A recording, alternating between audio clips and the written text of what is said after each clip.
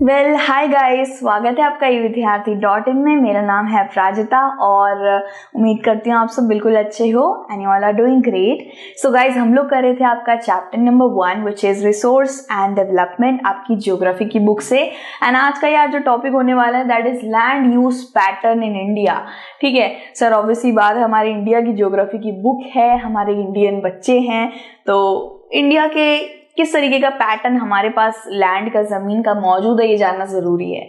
So guys, इस topic के अंदर basically it's a very important topic. इसके अंदर हम यही जानेंगे कि इंडिया के अंदर हमारे जितने भी स्टेट्स है, जितने भी राज्य मौजूद है, हर एक राज्य के अंदर खेती नहीं होती है, हर एक राज्य के अंदर एक अच्छी जमीन मौजूद है, उपजाऊ जमीन मौजूद है, ये मुमकिन नहीं है। सो हमारे पास देखा जाए तो यार इंडिया को माना जाता है, आई थिंक टॉप 10 में ही आता है इंडिया, सेवेंथ या 6th लार्जेस्ट में आता है आई गेस, सबसे ज्यादा जमीन वाला देश में। सो ये बहुत अच्छी बात है दैट हम टॉप 10 में बहुत सारी चीज़ों में आते हैं, but it doesn't change the fact that सारी ज़मीन इस्तेमाल नहीं हो सकती एग्रीकल्चर के लिए। सो यहाँ पे यार हम वही पढ़ने वाले हैं।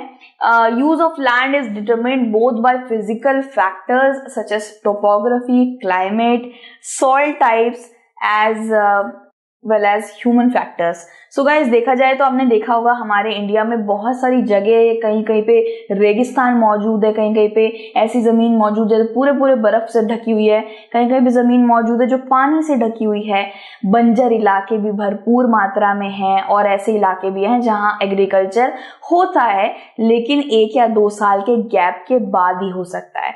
सो गाइज, जमीन का ना, जमीन ऐसी ही, जमीन के ऊपर आप ऐसे अनाज बो दो वो ऐसे उगने नहीं लग जाता है, उसको एक पर्टिकुलर क्लाइमेट चाहिए होता है, उसको एक पर्टिकुलर सॉइल टाइप चाहिए होता है। फॉर एग्जाम्पल गाइज, समझ लीजिए इंडिया के अंदर जहाँ पे ब्लैक सॉइल है, वहां पे वो ब्लैक सॉइल वाले एरिया में सिर्फ वही खेती क्रॉप्स उगाए जा सकते हैं जो ब्लैक सॉइल वाले मतलब जिनको ब्लैक सॉइल चाहिए होता है उगने के लिए। बाकी क्रॉप्स जिनको नहीं चाहिए वो उस ब्लैक सॉइल वाले एरिया में नहीं उग पाएंगे। So guys, I know India में हर तरीके की मिट्टी मौजूद है, एलुवियल, ब्लैक, लैटेराइट, हर तरीके का मौजूद है, बट स्टिल हर एक क्रॉप को ना एक अलग तरीके का क्लाइमेट, एक अलग तरीके का टोपोग्राफी मतलब कि उबड़ खबड़ी जमीन या सपाट धरती, अलग अलग चीजें चाहिए होती है सबको उगने के लिए। ठीक है, एज वेल एज ये ह्यूमन फैक्टर्स भी हैं। ठीक है, आपने हमारे इंडिया के अंदर देखा होगा कि कहीं पे लोग बहुत ज्यादा मात्रा में डेंसिटी में, पॉपुलेशन में वहां पे स्थित है, कहीं कहीं पे लोग बहुत कम मात्रा में हैं, कहीं कहीं पे लोग बहुत कह सकते हो आप बड़ी मुश्किल से गुजारा कर रहे हैं, but still they are living and surviving their life there. ठीक है, सो गाइज, बहुत चीजें डिपेंड करती है। एक जमीन हो जाना और वहां पे बस ये अच्छी क्वालिटी की जमीन है, फर्टाइल एरिया है, चलो खेती शुरू कर दो, ये नहीं हो सकता। पानी चाहिए, ऑर्गेनिक मैटर चाहिए, क्लाइमेट सही होना चाहिए। बहुत से क्रॉप्स है जिनको पानी ज्यादा नहीं चाहिए होता है, बहुत से क्रॉप है जिनको बहुत गर्मी चाहिए होती है, ऐसे भी बहुत से क्रॉप्स है जिनको ठंडी चाहिए होती है ना। सो गाइज, हर एक जमीन के ऊपर जो मिट्टी है, जो क्लाइमेट है, ठीक है, वो बहुत डिपेंड करता है, वो बहुत वैरी करता है, बहुत इंपॉर्टेंट फैक्टर है उस जमीन का। ठीक है, सो गाइज, हर जगह पॉपुलेशन अलग तरीके से कंट्रीब्यूटेड है। आप देख सकते हो कहीं पे ज्यादा पॉपुलेशन है, कहीं पे बहुत कम पॉपुलेशन है, कहीं पे लोग बड़े मुश्किल से सरवाइव कर रहे हैं। ठीक है, so technological capabilities and culture and tradition, आपने देखा होगा कि लोग ऐसे जगहों पे भी सरवाइव करते हैं जहाँ पे मारुस्थल है, यानी कि रेगिस्तान है, बिल्कुल पानी नहीं है, still they know how to survive there. कुछ ऐसी जगह भी है जो बहुत ज्यादा कड़ाकेदार, एकदम -डिग्री में, वहां पे सेल्सियस में मात्रा में ठंडी है, बट स्टिल वहां पे भी आपको लोग मिल जाएंगे। लेकिन वो लोग उस ठंडे वाले इलाके में, बर्फ वाले इलाके में बड़ी सुंदर सुंदर ताजी हरी हरी सब्जियां नहीं उगा सकते हैं, क्योंकि वहां पे उनको वो क्लाइमेट, वो जमीन, वो मिट्टी नहीं मिलेगी ताजी सब्जियां उगाने के लिए। वो मिट्टी शायद पंजाब में है, शायद हरियाणा में मिलेगी। ठीक है, शायद पंजाब और हरियाणा में कैक्टस नहीं उग सकता है, वो सिर्फ मारुस्थल में उग सकता है। सो हर एक क्रॉप को अलग तरीके की मिट्टी, अलग तरीके का क्लाइमेट चाहिए होता है। ठीक है, सो गाइस, देखा जाए तो टोटल ज्योग्राफिकल एरिया अगर हम इंडिया का एस्टिमेट लगा के चलें तो बहुत ज्यादा है।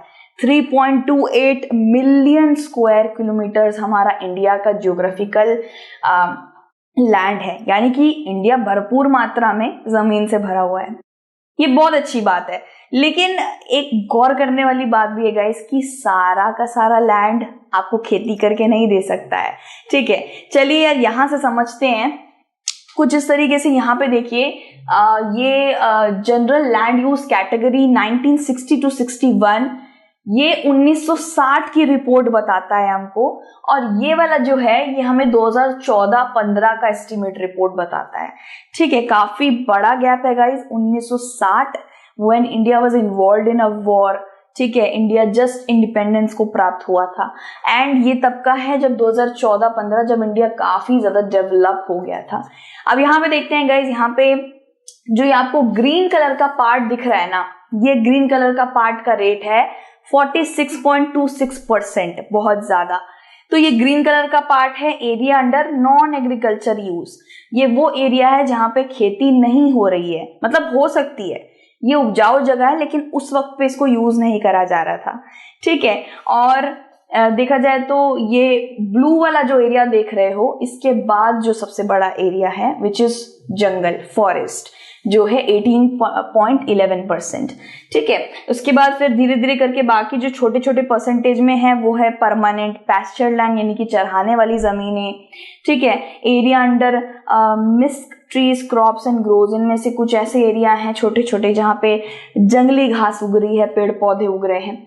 अब यहाँ के 2014 और 15 का देखें तो यहाँ पे ये जो ग्रीन एरिया है ना, सबसे ज्यादा लग रहा है ना, ये जो ग्रीन एरिया है ये वो एरिया है जहां पे खेती हो रही है 45.5%, और यहाँ पे जो ग्रीन एरिया था यहाँ पे खेती नहीं हो रही है। तो देख रहे हो कितना बड़ा डेवलपमेंट हुआ है।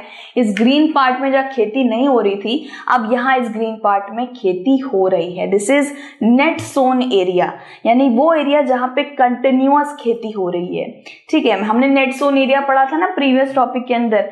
नेट सोन एरिया क्या होता है गाइस? नेट सोन एरिया वो एरिया होता है जिसके अंदर हर वक्त कंटिन्यूअस प्रोसेस में एग्रीकल्चर आप कर सकते हो। कोई 1-2 साल के लिए वेट नहीं करना, कोई 5 साल का गैप नहीं देना, आप टोटली कंटिन्यूअस तरीके से उस एरिया में खेती कर सकते हो। That is called net sown area. So हमारे पास टोटल 45.5% ऐसी जमीन है जिसपे खेती आराम से हो सकती है। ठीक है, बट स्टिल इतनी ज्यादा करोड़ों की आबादी वाले देश में ये एरिया भी काफी कम पड़ जाता है। फिर बात करते हैं गाइस, ये वाला एरिया जो है ये यहाँ पे जंगल था। अब उस जंगल को काट कर यहाँ पर इस नीले वाले जगह पे फालो लैंड बोला जा रहा है। Fallow other than current fallow, जंगल को काट के इसको फालो लैंड बना दिया गया है। फालो लैंड हमने पढ़ा था गाइस, फालो लैंड एक अरेबल लैंड होता है जहां पे 1 या 2 साल का गैप देने के बाद आप वहां पे खेती कर सकते हो। ठीक है, अब आप सोच रहे हो 1 या 2 साल का गैप यहाँ क्यों दिया जा रहा है? हर वक्त बिल्कुल हर वक्त एग्रीकल्चर करते क्यों नहीं रहते? सो गाइस, इस फालो लैंड के अंदर वक्त देना पड़ता है, जिससे जितना भी आप वक्त दोगे ना 1 से 2 साल का, उस वहाँ की जो लैंड है ऑर्गेनिक मैटर फर्टिलिटी वापस से रिटेन हो जाए, वापस से उसमें आ जाए। उसके बाद अभी 1-2 साल के बाद फिर से आप उसमें खेती कर सकते हो। सो ये वो वाला एरिया है जिसमें आपको 1 या 2 साल मैक्स देना पड़ेगा, उसके बाद आप क्या कर सकते हो? खेती कर सकते हो। ये वो एरिया है जिसमें आपको कोई साल वाल देने की जरूरत नहीं है, आप हमेशा खेती कर सकते हो। ठीक है, सो गाइस देख सकते हो किस तरीके से यहाँ पे खेती करने का एग्रीकल्चर का प्रोसेस काफी कम है, मतलब ये एग्रीकल्चर ना के बराबर ही हो रही है। और 2014 और 15 में एग्रीकल्चर कितना ज्यादा बूस्ट हो गया है। इसमें बताया जा रहा है कि जो एरिया हमें यहाँ दिखाया जा रहा है वो एग्रीकल्चर के लिए इस्तेमाल नहीं हो रहा था, लेकिन यहाँ पे जंगल थे, यहाँ जंगल नहीं है। जंगल को काट के अब यहाँ भी खेती होने लग गई है। तो खेती बढ़ रही है, एग्रीकल्चर बढ़ रहा है। What it implies that population भी बढ़ रहा है, तो उसको खाना चाहिए। ठीक है, सो गाइज ये मैंने आपको एक छोटा सा एक तरीके से डिफरेंस बताया कि 1960 में किस तरीके से खेती बहुत कम होती थी, एंड 2014-15 में किस तरीके से जो जमीन हम इस्तेमाल भी नहीं करते थे, खराब पड़ी रहती थी, हम अब उसको भी इस्तेमाल करते हैं वेरियस पर्पसेस के लिए। Land use data however is available only for 93% of the total geographical area। इसका क्या मतलब है गाइस, हमारे पास हमारी जो 100% लैंड है ना, उसमें से सिर्फ 93% लैंड ही अभी तक हमको मिला है, या आप कह सकते हो उसका हमको पूरी तरीके से इंफॉर्मेशन है हमारे पास। तो बाकी 7% का क्या हुआ? तो 7% जो लैंड है उसको अभी तक भारत सरकार सर्वे नहीं कर पाई है, ना ही उसका कुछ पता लगा पाई है। तो वो 7% कहाँ पे लाई करता है? हमारा 7% लैंड जम्मू एंड कश्मीर के उन पार्ट्स पर लाई करता है जहाँ पे पाकिस्तान और चाइना ने अपना आधिपत्य जमा लिया है, वहाँ हमारा 7% लैंड चला गया। और नेपाल, असम के कुछ साइड्स में, मतलब नॉर्थ ईस्टर्न पार्ट में हमारा थोड़े बहुत लैंड का हिस्सा है जो अभी तक सर्वे नहीं हो पाया है। उधर कैसी मिट्टी है, क्या वहाँ खेती हो सकती है क्या नहीं, हमें कुछ पता नहीं चल पाया है। ठीक है, सो गाइज अभी तक इंडिया के पास 93% लैंड का ही कंट्रोलेंस है, 7% वी कांट कंट्रोल और एक्सेस। ठीक है, अब ये चीज आपको अच्छे से पता रहनी जरूरी थी, एक दिमाग में ये चीज अच्छे से बसनी चाहिए भाई, कि इंडिया बहुत बड़ा देश है, बहुत सारी लैंड है, बट हर वक्त सारी जमीनों पे एग्रीकल्चर नहीं हो सकता है, सारी जमीनें सूटेबल नहीं है। ठीक है, सो नॉर्थ ईस्ट स्टेट्स मैंने आपको बता दिया गाइस, असम में हमारा 7%, कश्मीर, जम्मू एंड कश्मीर, पाकिस्तान चाइना का जो एरिया पड़ गया है जम्मू एंड कश्मीर का, सर्वे वहां नहीं हो पाया, हमारा 7% लैंड वहां पे है। ठीक है, ये आपको याद रखना है। इसके बाद क्या है गाइस, और कुछ जमीन है जो कहाँ पे किस चीज के लिए इस्तेमाल हो रही है? पैस्चराइजेशन के लिए। अब जो जमीन पैस्चराइजेशन के लिए इस्तेमाल करी जा रही थी, अब वो धीरे धीरे कम होती जा रही है, मतलब जानवरों के चराने की जमीन को भी अब कम कर दिया जा रहा है। सो एक बहुत बुरी बात है, ये बहुत ज्यादा मतलब चिंता वाली बात है, क्योंकि हमारे जो कैटल्स हैं, जो एनिमल्स है, वो कहाँ पे अपना खाना खाएंगे अगर पैस्चरिंग लैंड को ही, ग्रेजिंग लैंड को ही कम कर दिया जाएगा तो। ठीक है, सो जितना भी करंट फैलो लैंड है ना, फिर से बता देती हूँ गाइस, फैलो लैंड क्या होता है? ये फैलो लैंड वो फैलो लैंड है जिसके अंदर आप 1 से 2 साल बाद ही खेती कर सकते हो। 1 से 2 साल बाद क्यों?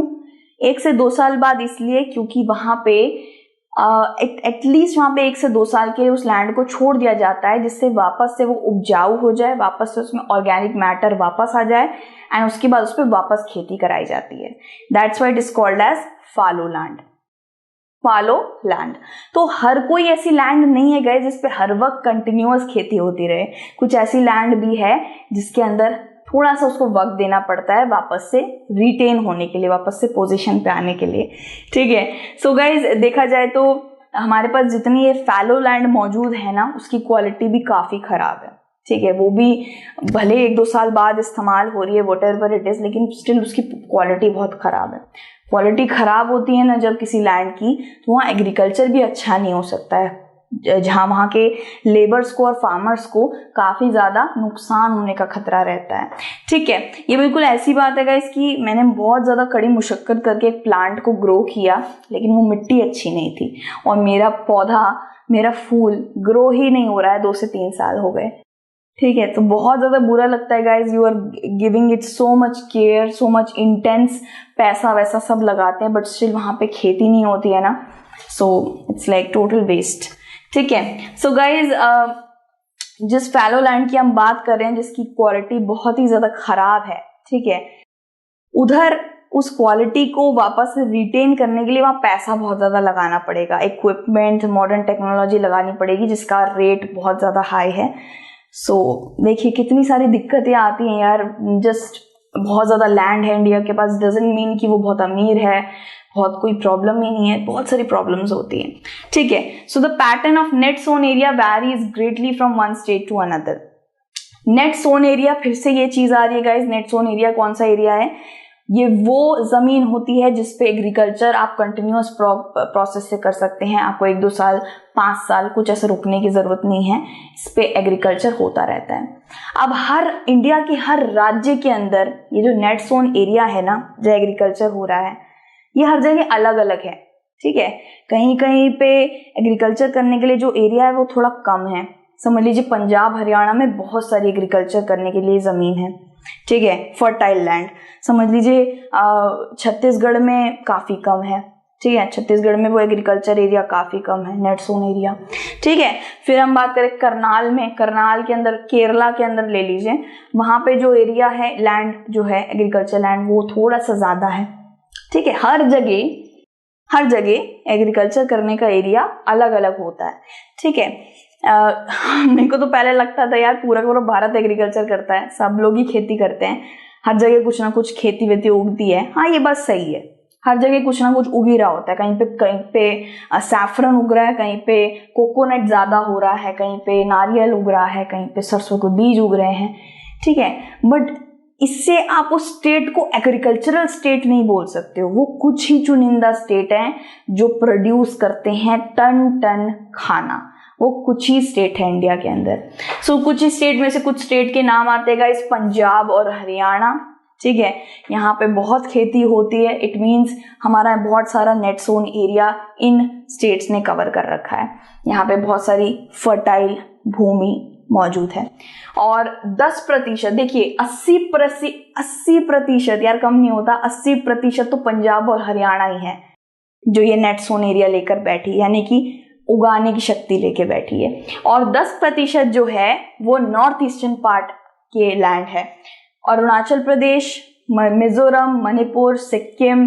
ठीक है, ये वो जगह है जहां पे 10% हमारा अनाज उगता है। ठीक है guys, Andaman Nicobar is also there. अब हम बात करते हैं हमारे जंगली इलाकों की, यानी कि फॉरेस्टेड एरिया की।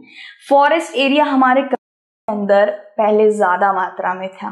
ठीक है, अब वो काफी कम हो गया है, 33% से भी कम हो गया है। अब ये गाइस आप सोच रहे हो कि इसमें क्या है, कोई बात नहीं, फॉर यार डेवलपमेंट करना है तो जंगलों को तो काटना पड़ेगा, बट बात यह है गाइस कि इकोलॉजिकल बैलेंस इससे हिल जाता है अगर हम फॉरेस्ट को काटना शुरू कर दें। देखिए 33% से भी कम रह गया है। ठीक है, सो आप जानते हो पेड़ कार्बन डाइऑक्साइड ले लेता है, ऑक्सीजन प्रदान में कर दे देता है हमें वापस। तो कार्बन डाइऑक्साइड कौन लेगा अगर पेड़ ही नहीं बचेंगे तो, है ना, इन्वायरमेंट में कार्बन डाइऑक्साइड बढ़ जाएगा। इसके बाद दूसरा आशंका की घटना ये है, दूसरा जो शंका वाली चीज ये है कि जो जानवर है, जीव जंतु है, वो तो हमारी तरह रेसिडेंशियल अपार्टमेंट्स में नहीं रहते हैं, घरों में नहीं रहते हैं, उनको चाहिए नेचर। तो नेचर को ये काट डालेंगे भाई, वो कहाँ जाएंगे। ठीक है, सो नेशनल फॉरेस्ट पॉलिसी जो निकली थी ना 1952 में, उसमें सोचिए 1952 से एस्टिमेशन लगा लिया था 33% से कम। मेरे को समझ नहीं आ रहा अब कितने जंगल होंगे हमारे यहाँ पे, मुझे लगता है अब तो और भी कम हो गया होगा, क्योंकि अब तो और इंडिया डेवलप हो गया है। 1952 में 33% था, तो 2023 में कितना प्रतिशत होगा।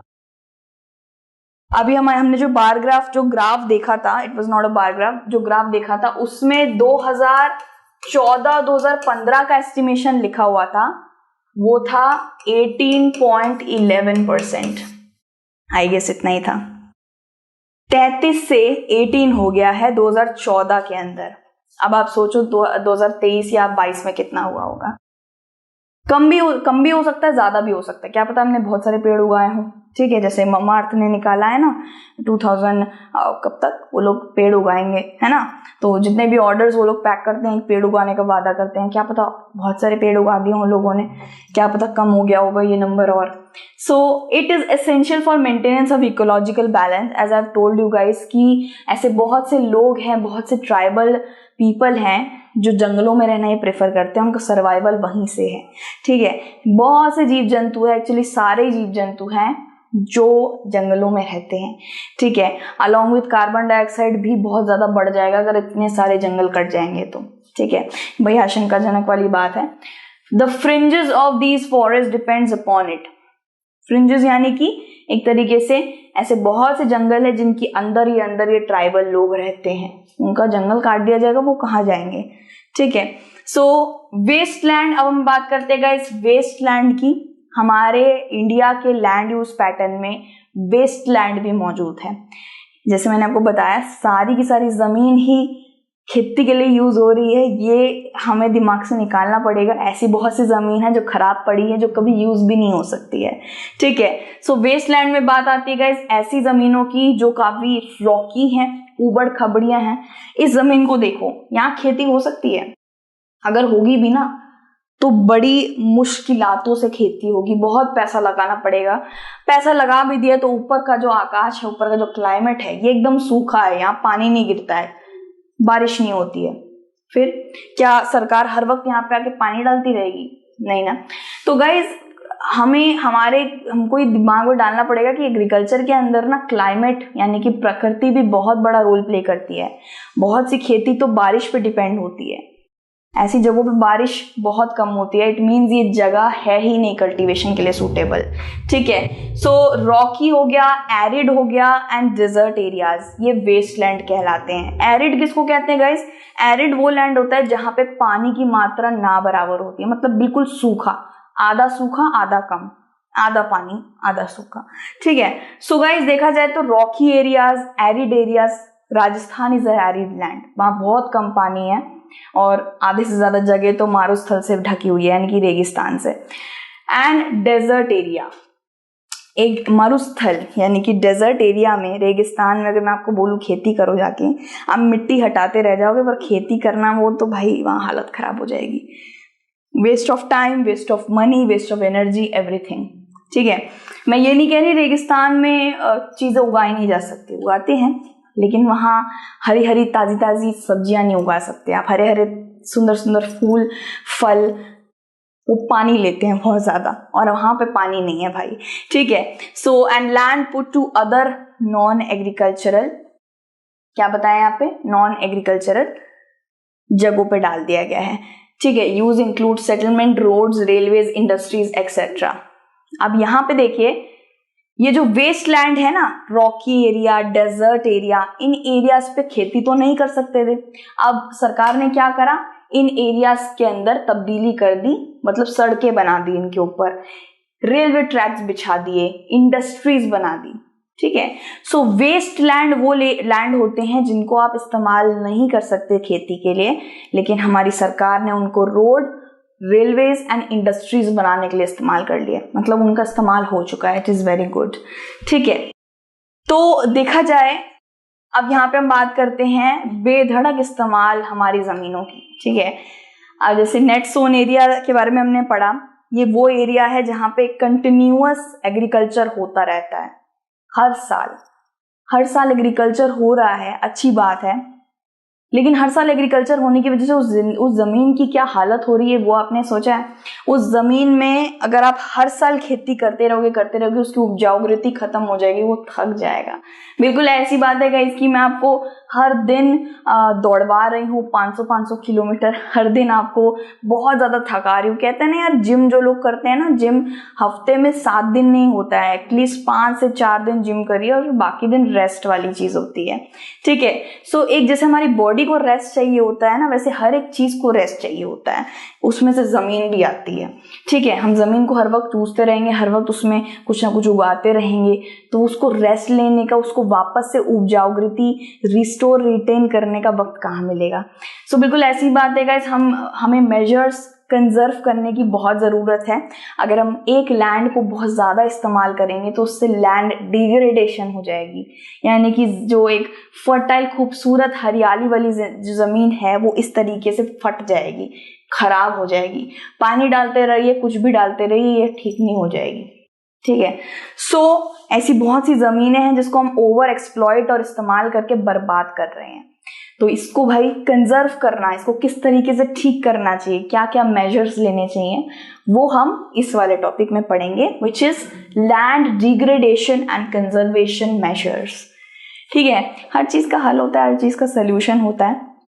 पहले ये इस वाले टॉपिक में हमने पढ़ा कि किस तरीके से इस चीज को हमें दिमाग से हटाना पड़ेगा दैट इंडिया के अंदर जितनी भी जमीन है सब में ही खेती होती है। नहीं, सब में खेती नहीं होती है, कुछ कुछ बंजर है, कुछ कुछ रेगिस्तान है, कुछ कुछ बर्फ से ढके हुए हैं, कुछ कुछ पानी के नीचे हैं, और बहुत कम परसेंटेज है, 54% है जिसपे खेती होती है। ठीक है, जो काफी कम है इतनी ज्यादा जनता को खाना खिलाने के लिए। ठीक है, सो यार मिलते हैं दूसरी वीडियो के अंदर। टिल देन आप अपना ध्यान रखिए and thank you so much for watching and जय हिंद, टेक केयर, बाय बाय।